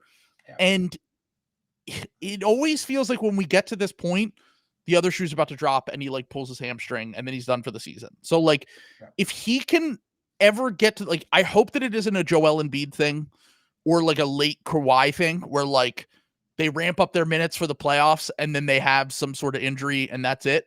But if he can stay healthy, the Pelicans, like we're staring down that Clippers-Pelican series right now. And like, I kind of think I'd take the Pelicans. Like, which is why, like I said, I don't want to overreact too much to March, but the Clippers have been alarmingly bad over the last few weeks. Yes. And like Harden doesn't look the same. Paul George, when the shot isn't falling, has looked terrible. And Kawhi, maybe they're coasting. Maybe they just don't give a fuck. But like we said before, like someone compared it to the Nuggets last year. And I'm like, they might fall into the play-in, dude. Yeah, they're 2 games up on the Mavs right now. Yeah. Like a lot of season left here. Yeah. Like 25 games left, or the last 25 games, they have a -5 net rating. Nate just commented. That's like insane. And they were like they're like one of the only teams who like genuinely beat the brakes off the Celtics this year. It doesn't make any sense. Earlier in the year, like they obliterated the Celtics in a way that made me go, it was just the Bucks and the Clippers were the only 2 teams that had game, and the Clippers game wasn't even on the second half of a back-to-back like the Bucks game was. No, that's what I'm saying. Like the Celtics were fresh. You know what I'm saying? Like they truly dominated them like no asterisk. The Clippers were on the second half of a back-to-back in that game, if I remember correctly. Yes. and that was the one that made me go, like, you know, like are they back? By the way, when I was going through and doing like the over-unders, looking at our over-unders, it's like very funny. Like to get to like, I remember us talking about the Clippers. We were like, no more. And then I was like, I guess we're going to lose that one, but maybe we don't lose that one. Maybe. What are they at 48 and they're at like 44 wins right now? I was going to say, I think it's even lower than that. I think it's like 45. Yeah. I think it's 45 and a half. I think it's over. Yeah. So I know this episode is heavy with, hip hop parallels right now, but we were talking about in the Discord earlier. What's that? P Diddy? Oh no. Yeah. No. That's a Patreon. That's a Patreon. I wanted. Yeah. We'll save the P Diddy talk for the Patreon episode. Yeah. Yeah. Exactly. Yeah. But I did just want to bring up this fact. I think all of this just comes back to if James Harden is on your team is going. Your ebbs and flows are all going to be dictated by James Harden. James Harden went to the Clippers. And he was playing himself into shape, and they lost a bunch of games early on. And then by the time he got into shape, he figured some things out. The team was rolling for 2 months. He was electric for 2 months. And then he came crashing back down to earth. The team came crashing back down to earth. The parallel that we made is that if you listen to hip hop, Travis Scott, who's friends with James Harden, if he has a feature on a song, he is largely terrible. Unless that song sounds like a Travis Scott song. If it sounds like a Travis Scott song, it might be a decent feature. He is the context. He needs to be in the studio with the right producers, cultivating a sound that is good for him. Harden is the same way. If Harden's on your team, it's the James Harden show, and you're going to get the highs of when the shot is falling and he's playmaking and he's trying on defense and he's catching and shooting. It's going to look great. And then he's going to have bad stretches and your team's going to look like shit. So like, if you literally go through the game logs of the Celtics Sixers series last year, is this not exactly what happened? Harden balls out game 1. They steal it on the road in Boston. He sucks in game 2 and 3. They lose those games. Game 4, he balls out again. They win. Game 5, he's pretty good and they win. And then game 6 and 7, he sucked and they lost both. I'm not saying it was all his fault, but what I'm saying is that the highs and the lows of the James Harden experience, all of it is just going to be tied back to him. And that's part of the reason why the way that he's looked recently, like, I just don't know if his body can hold up for a whole season anymore. And like, if that is the case, then like you're going into the playoffs with 3 guys in their mid-30s whose bodies might be breaking down at the wrong time. And the Pelicans are much younger, they're fresher, and who knows, maybe Brandon Ingram doesn't play and they don't have a shot. But I certainly think that I could talk myself into the Pelicans winning that series now. Yeah, and I'm just saying, Clippers don't be in the play-in again this year. They could play with like a little bit of urgency. Like we could have Suns, Clippers, Lakers, Warriors in the play-in. Kawhi, KD, Steph, and LeBron in the play-in. It's the U.S. Senate memorial. It's all geriatrics. Yeah, seriously, dude. It's all the oldest rosters in the league. Let's go. Besides the Bucks, I guess the Bucks are old. Yeah, they're old one, but. Yeah, I mean, I have a handful of other guys here that we can just run through for Mickey Mouse March candidates. DeJounte Murray, who had 15 assists against the Celtics last night. By the way, what happened? I don't care about that game at all. I largely don't care about most of these games at this point of the season, unless it's a collective, like the Clippers have been bad for 2 months now. I'm worried about that. I'm not worried about the Celtics blowing a 30-point game.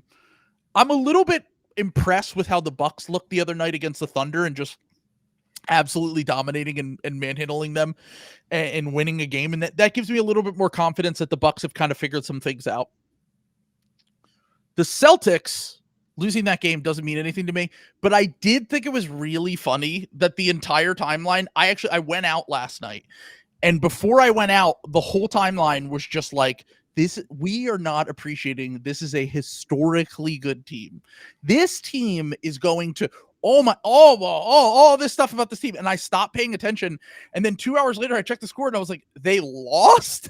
How is this possible? And the fact that everyone's going to overreact because they lost in the fashion that they did.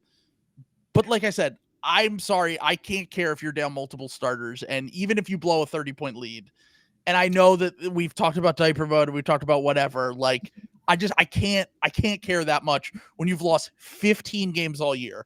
But yes, it is funny. It's good comedic. It's a good bit. It's objectively funny. I mean, this is who the Celtics are they're going to lose some playoff games like this in diaper mode. I don't think it's going to matter in the grand scheme of things because the margin is just so big. You know what I'm saying? Like, talent wise, like it's really going to have to,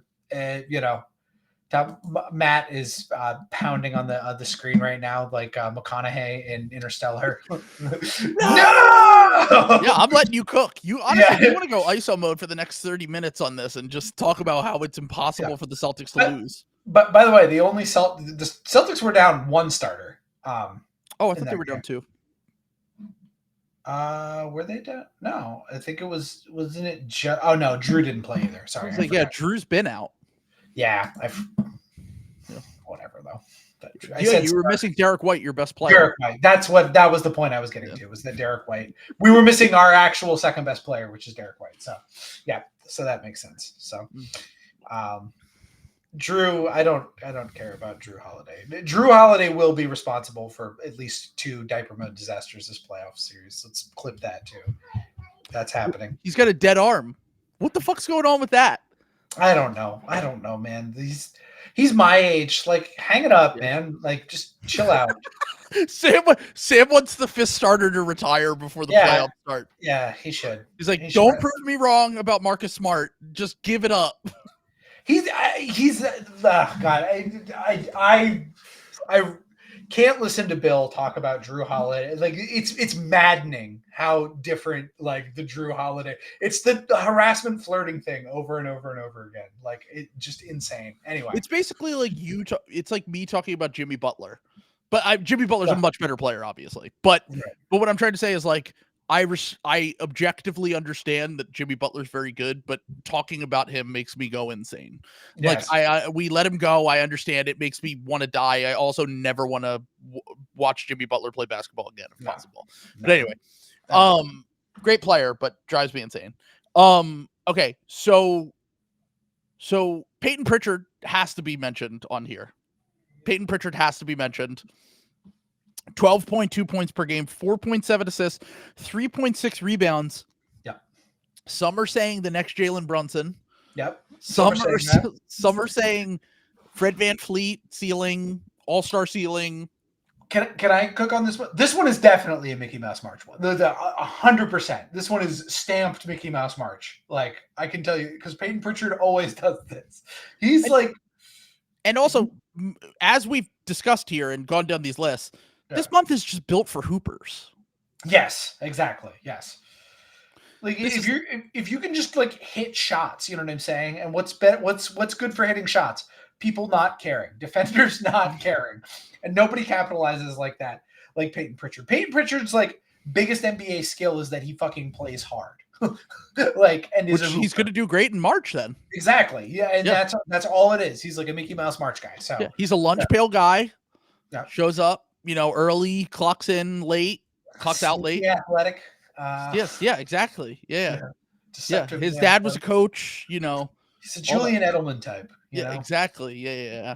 I don't know. There's something about his game that I just personally enjoy more than anyone else on the Celtics. Now that I'm a member of the BMM, I have to. I was gonna say, it's like a WEI caller. Me objectively saying that the Celtics have one of the best net ratings ever makes me a member of the BMM. So, but anyway, Peyton Pritchard had to be mentioned. Jordan Poole, by the way, is he back? By the way, have you noticed? I don't think he's back. No, he's absolutely not. I think he's staying away. I think he's far away. You know what his stats this month, though? Mickey Mouse March, 18.6 points per game, 4.8 assists, 2.9 rebounds in 13 games, 57% true shooting.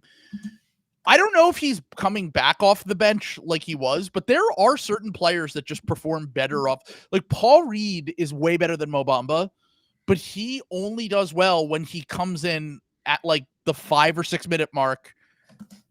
Even if he plays starters minutes, he can only come in and play. If he starts, he's not nearly as good.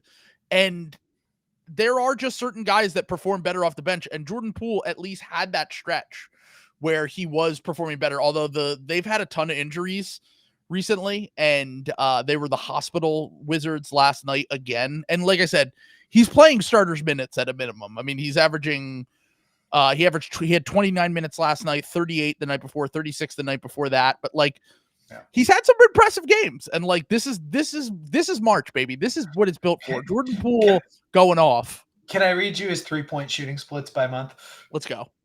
21.7 in October, 31.9 in November. Let's go. 33% in December. Back down to 31.2 in January. 30.7 in February. 36.6 in March. Let's go. I'm telling you. Average. How can anyone really take much from this month? Like, it blows my mind that I know we have to do this. We have to.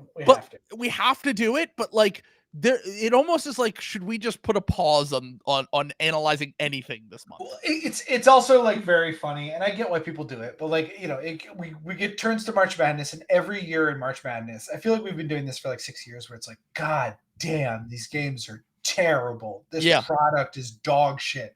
Nobody likes this. And it's like, I mean, yes, they're not as good as the professional players, but like, I'm sorry, Donald Trump, you're going to keep drinking that garbage. Like, is that like, and shut up. No, you're going to watch March Madness because you have a gambling problem, and B, it's fun. Everybody else talks about it. So, well, also, it does kind of ruin both basketball products, though, because we have to watch the shitty basketball, but also the good basketball gets shittier. It's shitty, and that was my point. Yeah, exactly. Yeah. It's like you've got to like, if you want to like be better, you need to like have better basketball games in March than the NBA does. Yeah, if you want to defeat them. So absolutely. All right, so Jordan Poole had to be mentioned. He's an annual candidate for Mickey Mouse March. He does this every single March. He always balls out. 2 years ago, he was putting up like all-star numbers during March.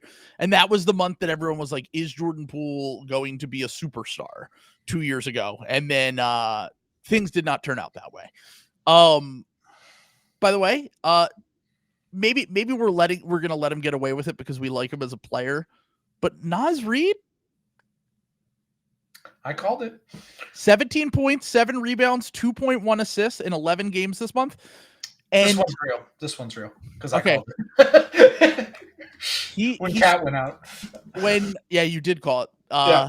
But I'm not recognizing that.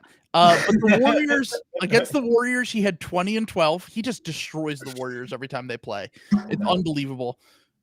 He had a 34-point game earlier this month against the Cavs. He had a 25-point game against the Lakers. He had a 22 and 12 game against the Jazz. Some of it is soft schedule. Some of it is opportunity for him. He's playing more without Cat, and he's getting more shots without Cat. But I think the league fucked up not trying to sign this guy last offseason. Yeah. He got the MLE, and like he's a good player, and like he's kind of, even if he's just like the best version of Bobby Portis, right, then like he is a guy that is just, I know he's going to be playable in the playoffs, and he's big and he's skilled. If everyone gets mad at OKC for not trading for Daniel Gafford, I'm mad they didn't sign Naz Reid in free agency last year. I would have just given him a balloon payment for 2 years and just been like, here's $22 million a year. Come here, be our fifth, our either fifth starter or first guy off the bench. Give us an element of size and skill that we don't have outside of Chet, really.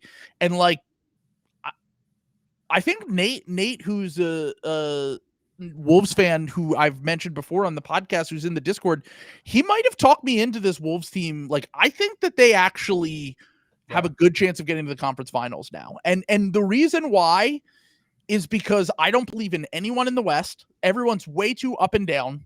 Yep. And the Thunder just have too many games. And he pointed this out too. The Thunder just have too many games and matchups where it's just like, oh my God, they're getting run off the court right now. And it's happened only a handful of times, maybe 4 or 5 games this year.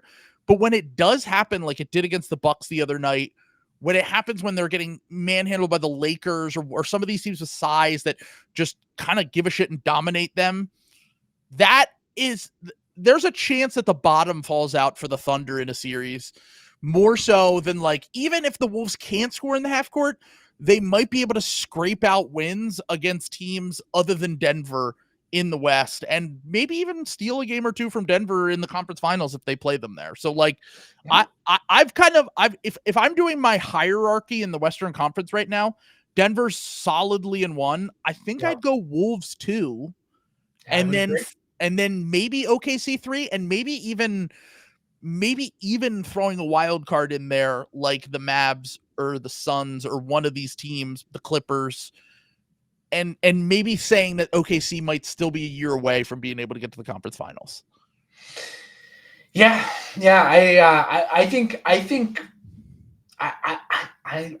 that Minnesota has the second best chance to come out of the West. I think I said that a couple weeks ago, and when Cat got hurt, and I still believe it. Believe it. I think they're good.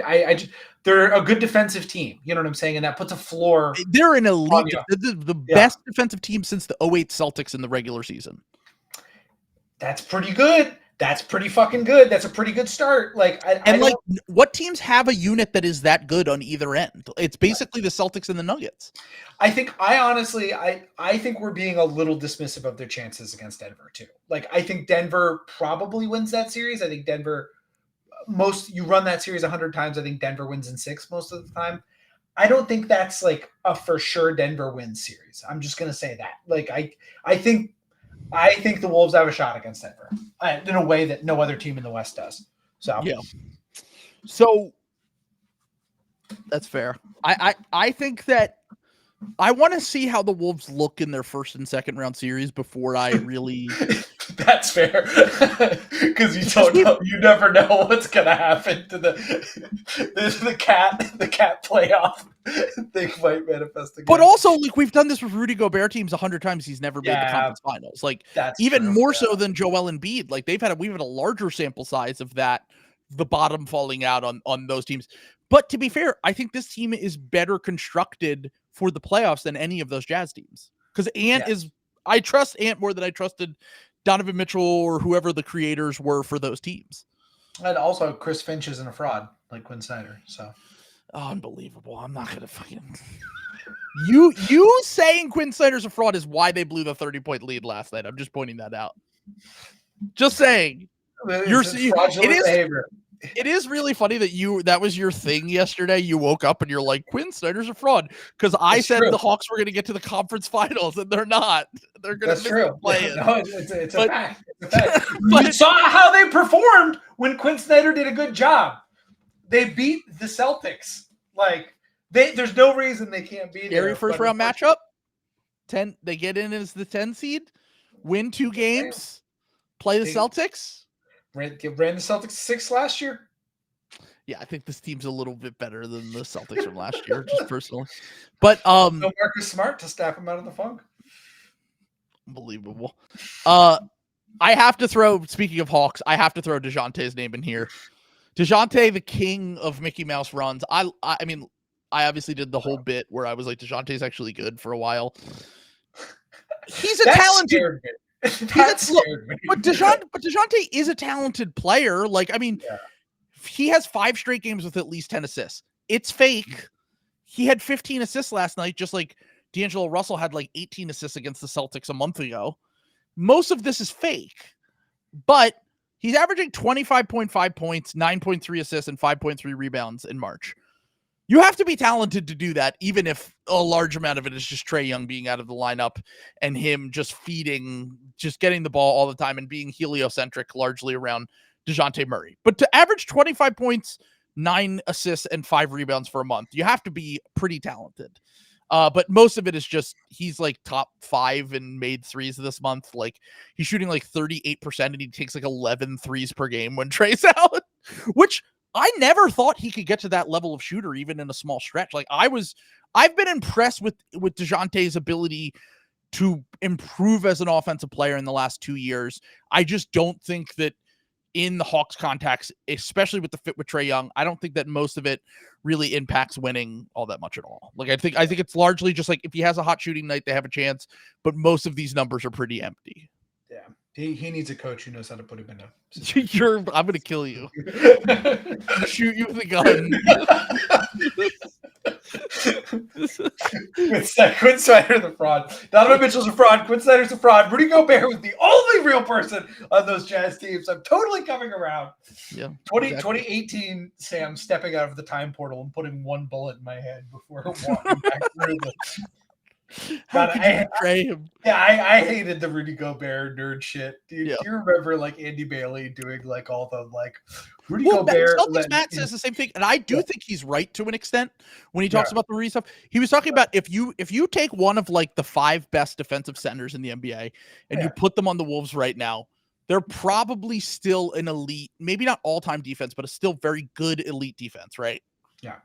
If you put AD on there, even if you put Embiid, if you put whoever, Draymond, whatever.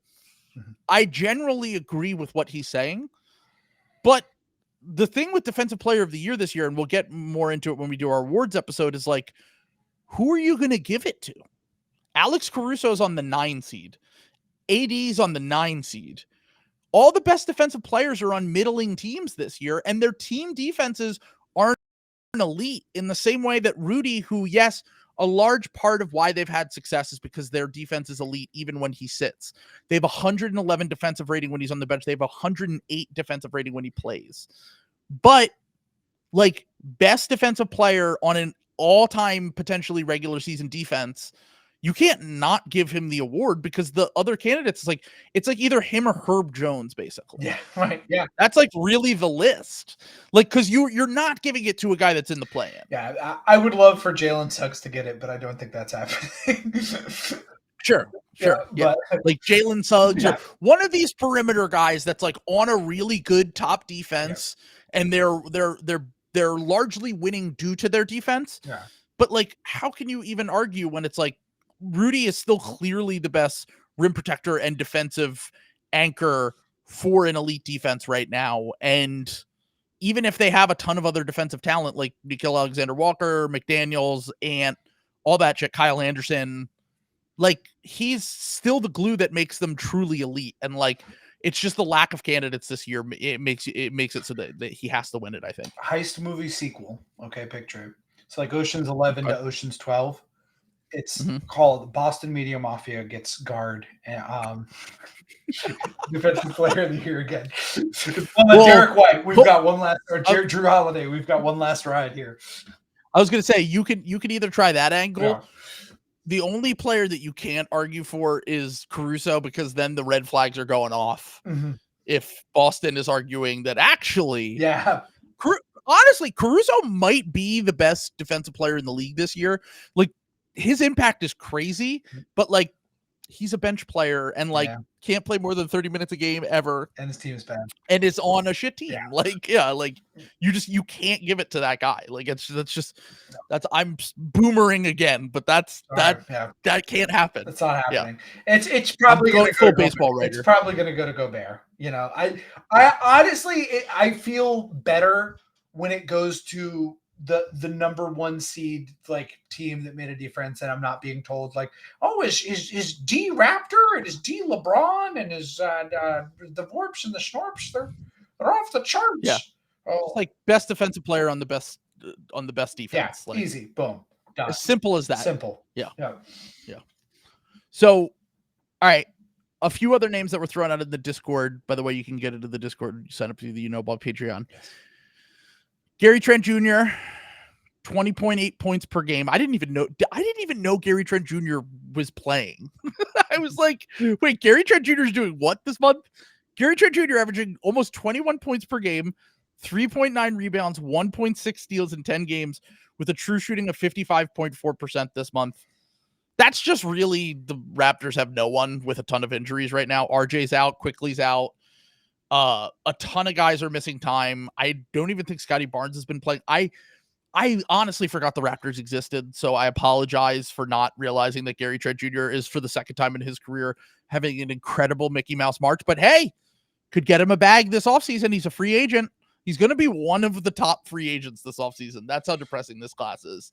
And I honestly think in the right situation that Gary Trent Jr. might be like a guy. Like, I think he might be like what Norm Powell's doing. I know they were traded for each other at one point, but it's like Norm Powell this season that he's having with the Clippers, where you're just like, oh yeah, Norm Powell's pretty good. Like, he's talented, can score, great shooter, whatever. He might have that kind of arc where he goes to a team and playing off a great playmaker, he's just able to really, and like stars gravity, he's able to like really pop. But yeah, this is certainly a Mickey Mouse March though. Bobby Portis, 16.3 points, 8.8 rebounds, 1.2 assists in 11 games per month.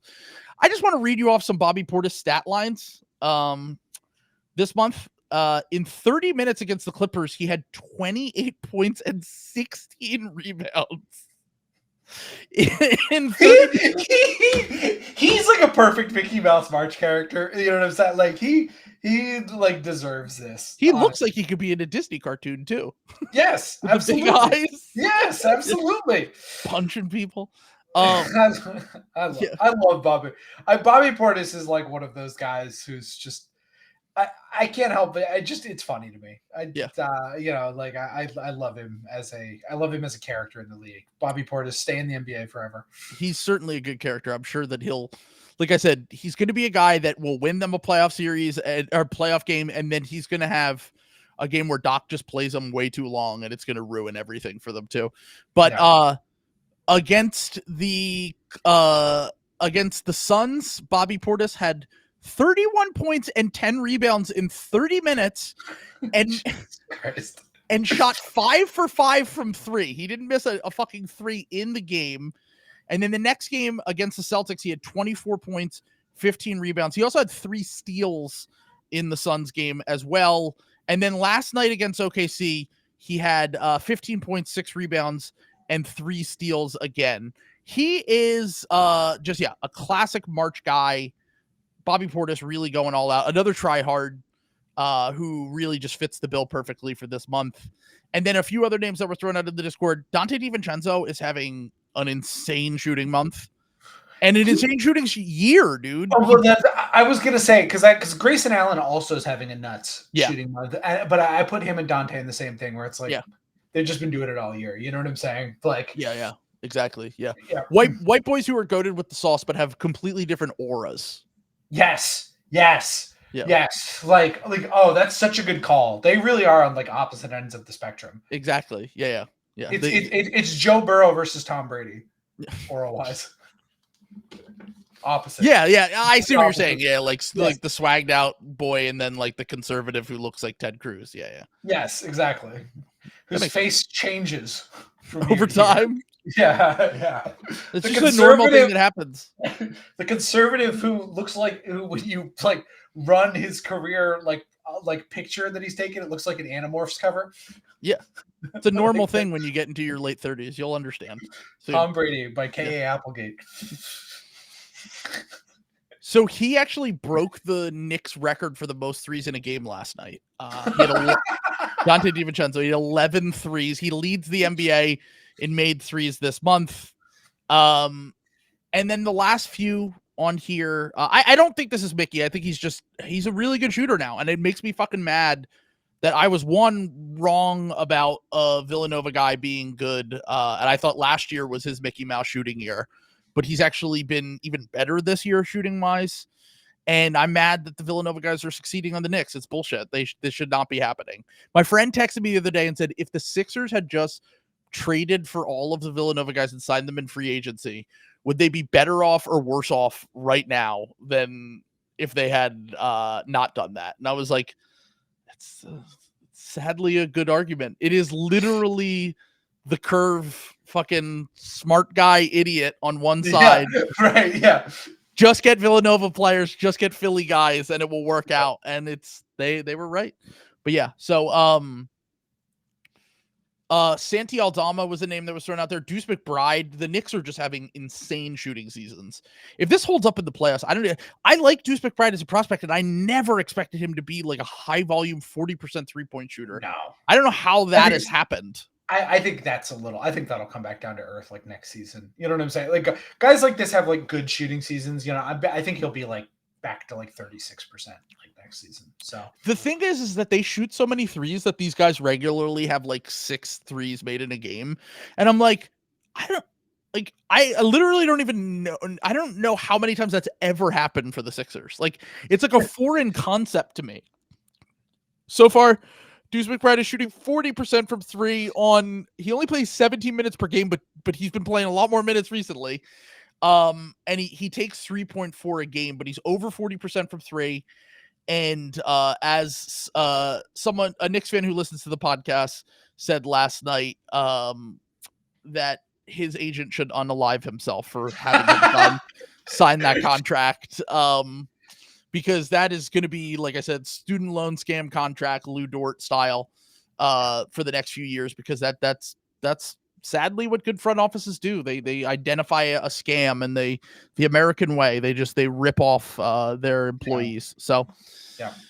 So Deuce McBride, and then obviously we talked about the Bam Adebayo shooting. He has made over a third of his made threes in his career this month. He has made he's made 15 threes in his career, and 6 of them were in this month of March, which is just unbelievable scam shit. Scam for Adebayo, once again, pulling off some bullshit. I'm really excited for him to break that record in April. In the play, in the Sixers Heat play-in game when he hits 4 threes, you can tune in on playback and watch my body fucking explode into a million pieces. Yeah. And then we're gonna have a reaping sowing thing going on with like me sowing, watching Trill get mad at Bam hit threes. Ha ha ha. Yeah. me watching Bam the next round in the 8th seed. Oh, what the fuck? This sucks. Me watching Bam feeling like the Black Dirk Nowitzki. Yeah. Is Bam Dirk now? He'll get there. That is a fucking baby Gronk ass sentence. Is Bam Dirk now? Bam Adebayo is shooting threes. He told Hayward Highsmith that he can't shoot that. He's rizzing up NBA teams across the league. Yeah. God. Is he the new Dirk? Is he? Oh, I need to know their new like NPC names. What's their what? Cole Swider? Is that that's Cole Swider? Oh, I have great news for you. Yes. The Heat currently don't have a roster spot open, and Cole Swider is on a 2-way contract, which means he cannot play in the play-in or the playoffs. I have done this research thoroughly to ensure. So unless they cut someone, if they cut like Orlando Robinson or someone, or like, didn't they cut Kyle Lowry or did they trade Kyle Lowry? They traded him for Rozier. That's right. Okay. They filled that roster spot, and they did have 2 open roster spots, but they got DeLon Wright and Patty Mills. So they don't have a space to convert Cole Swider into a final. I know this because I saw Cole Swider hit like 4 threes the other night for them, and I was like, oh no, here it comes. But I looked into it to ensure my safety so that he cannot ruin my life. I'm going to be like the bad guy in there, bud. Like, that says here that a white guy on a 2-way can't play basketball. This devil magic won't stand. It won't stand. The judge has to be like, well, nowhere does it say that the Cole Swider can't play basketball. No, it does. It says it right there in the 2-way. Don't let them get away with it, Adam Silver, please. Please. They have a little SpongeBob right in. Also, if you want proof that the devil magic might be running out, I say this very carefully, might be running out. Patty Mills was shooting 27% from 3 for them last time I checked. He's actually shooting worse than that now. He's shooting 20% from 3. So Patty Mills is not unwashed. So that might be a sliver of hope that the devil magic is finally starting to run out, but we'll see. We'll see what he does in fucking April. And then the last thing that I wanted to end this podcast with, my guy, the tsunami puppy, Kelly Oubre. Coming into this month, Kelly Oubre had 1, 2, 3, 4, 5, 6, 7, 8, 9. He has been in the NBA for 10 seasons, Sam. And he has had nine months where he had 20 or more assists. 20 or more assists in a month. 9 times in 10 seasons. That's it. And this month so far, he missed a game last night.